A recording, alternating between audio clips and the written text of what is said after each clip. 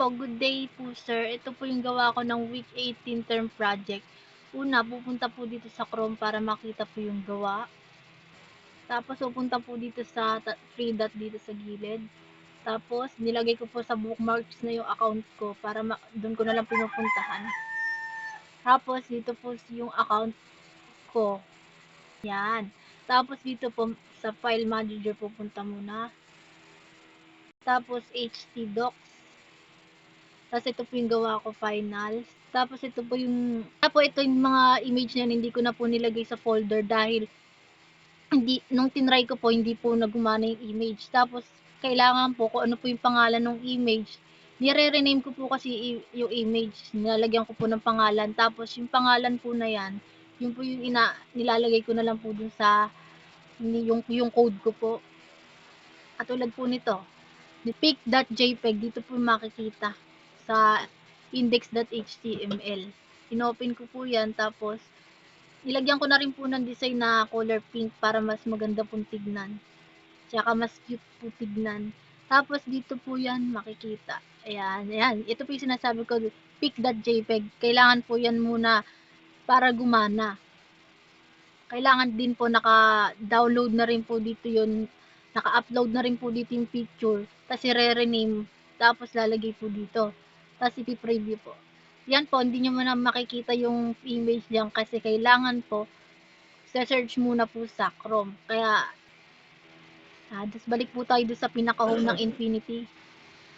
Kailangan po i-copy din po itong domain. Copy link text po.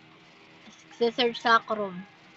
Kasi tapos yung pangalan po ng folder, yun po ilalagay dito. Kaya ito po yung pinangalan ko sa folder. Lagyan ko po ng slash na yan, tapos finals. Yan. Kaya dangerous site, kala po kasi nila dangerous, kaya dapat pipindutin po itong details. Tapos, this unsafe site. Yan. Tapos yan po, makikita nyo na po yung gawa ko. Ito po yung home. Dito po sa home, makikita po natin yung banner na may team na oldies but goldies. Kaya po ito napili ko kasi po favorite ko mga rock band ng 70s, 80s, and 90s. Dito po, pinapakita ang preview ng mga sikat na banda tulad ng Nazareth, Nirvana, Scorpion, at Guns N' Roses. Meron din po itong contact us section kung saan pwedeng mag-send na message at ipakita ang location gamit ang map. Ito po yung gumagana rin po yan. Tapos dito naman po sa list.html, makikita ang display ng our service. Dito po makikita ang pictures ng mga description tulad ng mga lead singer ng iba't ibang banda. Halimbawa, si Kurt Cobain ng Nirvana, Glenn Frey ng Eagles, Ian Gillan ng Deep Purple, at marami pang iba. Dito po natin makikita kung sino ang mga boses sa likod ng mga classic band song. Dito naman po sa details. Ito naman po sa details. Nagpo-focus naman po sa bandang Nazareth. Pinapaliwanag dito kung paano sila nabuo. Ito po yung mga guitarist nila. Tapos ito po yung drummer. Tapos ito yung band guitarist. Ito naman po yung lead singer na si Dan McCafferty. Tapos dito naman po sa login, ay makikita nyo na po gumagana rin po yan. At andito na rin po yung mga home, list, details, login, dashboard, items, andyan po lahat yan. Para pag kinlik po yun, mapupunta po kayo doon. Tapos dito pwede magsulat. Tapos dito naman po sa dashboard, ito naman po makikita nyo dyan sa dashboard.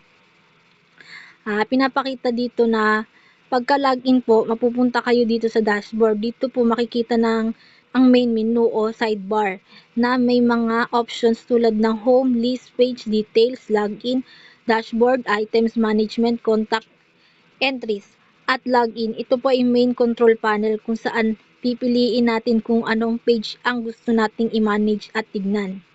So dito po tignan po natin ang item management. Click lang po natin yan. Pupunta po kayo dyan. Tapos, dito naman po sa item management, ito po yung section kung saan pwede magdagdag at mag-edit o mag-alis ng mga impormasyon tungkol sa mga banda o items na nagpapakita na website. Dito po natin inaayos at ina-update ang mga laman ng ating listahan. Tapos, dito naman po sa contact entries, panghuli po, ang contract entries, dito po makikita kung nakasave ang lahat ng mensahe from the pinapadala ng mga visitors galing sa mga homepage. Makikita dito ang table ng my name, email, subject at mga message. Example po natin, nandito yung mga details ko bilang sample sa entry. Tapos dito naman po sa items, ito po pag kinlik nyo po yung logout, makikita rin niya rin po yan. Ulit lang po natin para makita nyo na po na gumagana po talaga. Yan. Logout. Okay po. Thank you.